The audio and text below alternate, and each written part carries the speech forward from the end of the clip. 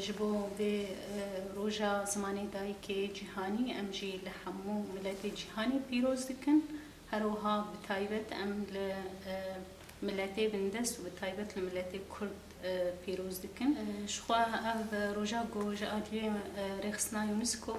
هاتی را گهاندن باورتم سال 1999 ایدی او روج هاتی وک روجا جهانی آزمانی دایی که هاتی را گهاندن اف بونجی به تایبت به برخودانی همجی قربانی هاتن دان حتی روز کولو هاتی پیروز کرن جالی ملت دستلاتا پاکستانی به دماغو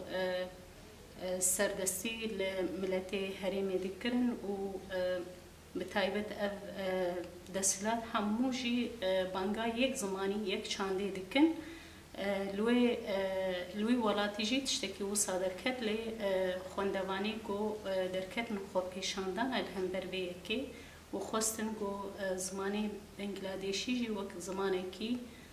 فرمی به خوندن یعنی انجام ده قربانی هاتندان حتی روزه که جهانی هات سپاندن شبو زمانی دایی که شبو همو ملتا هات را گهاندن ام جی بوی که کیف خوشن گو هر سال ام قاربن وقت بوی بونه ببیر بینن هر وها گرنگیا زمان به تایبت جبو ملت کرد ام راگهینن جبو ملت خوش بر حتا روژا ای روژی پرانیا ملت می کرد هینا وی گرنگی یعنی بینا حسن و حسنا وقت به بلکه دا استک نه قاسی بلنده بو لی خواته جبو فکرنا زمان و چاندا کردی هاو لی دماغو وک ام بیجن هر دم ام پیش خصنا زمان و چانده به روشا سیاسی و دیگریدان هر دماغو ملت کرد وک دریه کش خور وکری دیتیه هاو دایگو وی که پیشخه شخوا ساله بریا شورشی جی خواتی باش هاتنه کرن ام هگر ام بگرن کلاسیکی می کرد هینا گرنگیا زمان دانن خویا کرن ام بیجن احمد خانی گله کی تکزیل سروی که کریو بانگل ملت کرد کریو گو لزمانی خوا خودی در که بریا یعنی 3-5 سالی زیاده تر گرنگی دایی خویا کرن جملت کردره او بخواد بیجه دماغو ما موزینا خو نویسیه دبی من کاری و بزمانی سردستا بن بیسم و چاو بناوی احمد خانی دناو جوانی جهانی تبا دیار کرن لی او بخواد هلوستک خود دبیجه صافی شمراند بخواری دردی مانند دره لسانی کردی یعنی دبیجه من دف جوی شرابا صافی بردای کومه بستاوی زمانی سردستای عربی و ای ترکیه بخواری دردید به او گرکا بنی قدحی بخواری یعنی که وان کسی دستگلات دار بوی نرینه زمانی کردی دنارین لی دداوی دبیجه مانند دره لسانی کردی مانند ایوک فارسی یعنی وکی دره لسانی کردی لجم احمد خانی او قاصید استقبلند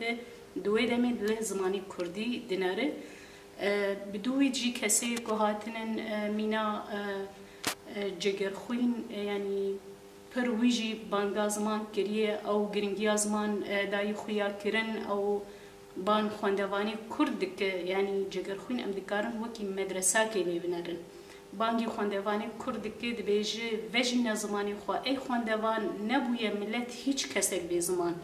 یعنی ملت بونه و نتوه و آواکرنا دولتی همی بزمان وگریده ده او قاسی گرنگی دایی خویا کرن شخوا او روشن بیرانا بخواجی دوی کووارا هواریا کج علی جلادت بدر خان و 1932 اند جاره یکم هاتی وشاندن او هموجی خوندوانی و مدرسه جلادت بدر خانن یعنی ام بیجن خواد گله کی هاتنن کرن حتی گو مکاری و 2 سال شورشی دی ایجا گاوی پیشتر دباویجن یعنی او بینگه زمان الفابه هاو خوندن بری آنا هاو وک بینگه رزمان هاتو دانین چخاسی اگر که مای ما حتان ها جی هبن لی بینگه هاو ده ساله شورشی ده و شخوگل کار و خوابات و کد و خوین هات رجاندن ایدی ساله شورشی ده مکاری و ام دبستانا بفرمی همی بکن کردی وقت به پشت پیمانگه ببون زانینگه هاتن آوا کرن لسر آستا باکرو روشلات سوریه بتوایی یعنی هم هریما جزیره هریما عفرینه لهم بیجن لکوبانی وقت به گاوی باش هاتن آوا کرن هاتن آویتن 12 ساله من براستی هدی گاو به پیش ده تی آویتن